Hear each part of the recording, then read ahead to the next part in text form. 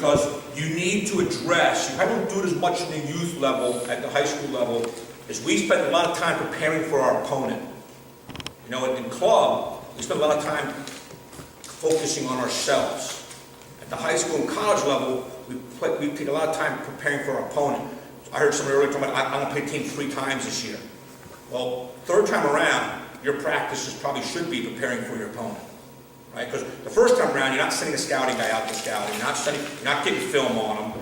But second, third time around, you should get ready. So preparation is going to equal your confidence. That's a John Wooden thing. The more you are prepared, the more you're going to be confident, and the more your players are going to be confident. It's huge. My first year at St. Mary's, everybody said, your kids play. I don't like that whole thing. You got to make your kids feel confident. My parents, you got to make my son feel more confident. I'll have more confidence in your kid when he can catch and throw and pick up the ball. When he does those two things for me, he's got to earn my confidence, not me giving false confidence. I'm not going to tell him he's doing a great job when he's not doing a great job. But I'll give him all the confidence in the world when he does things when we ask him to do it. But your preparation, their preparation will give them more confidence going into a game, going to practice. So all that preparation and confidence is in yourself, is in your staff, and in your player, all of them. You're coaching always at practice.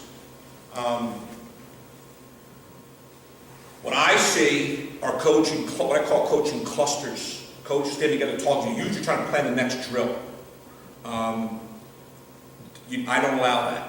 Now, you're going 6-on-6, you two want to exchange ideas, or you want to look at something, fine. Well, that's not, we're only talking about what's going on now. Again, those skill sessions, I hire a bunch of guys from Maryland, hire college coaches, and every time I get 2 players, they make sure they're chit-chatting and go, guys, get away from each other. Coach, you're here to coach. Right? This is an hour and a half, 2 hours. Your job this time is to coach these kids. Don't talk to them about anything else, but coach your kids. If you're not paying attention to them, then it's not important to you. Right? If you're not coaching them, then you're saying that's not important to me as a coach, then it's not going to be important to them. Right? So no coaching cluster. Set the tone for the time they step on the field. I was the AD at St. Mary's the last 2 years I was there, and I couldn't stand it. That was 2 years of misery because I wanted to kill most of my coaches. All right? And part of it was that they didn't understand run practices, and they didn't really understand how to coach kids. Right?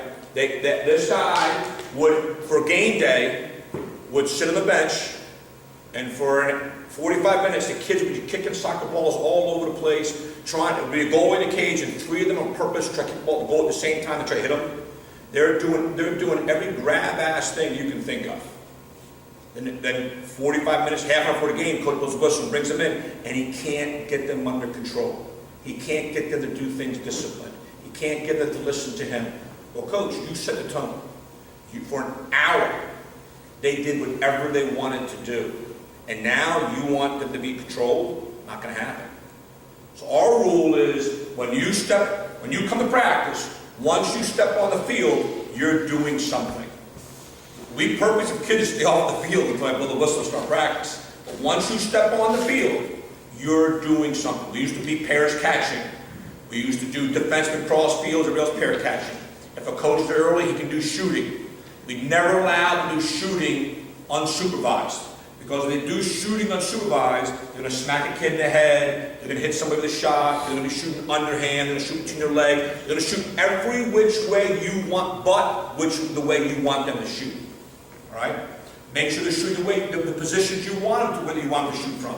So everything's constructive from the time they step on the field.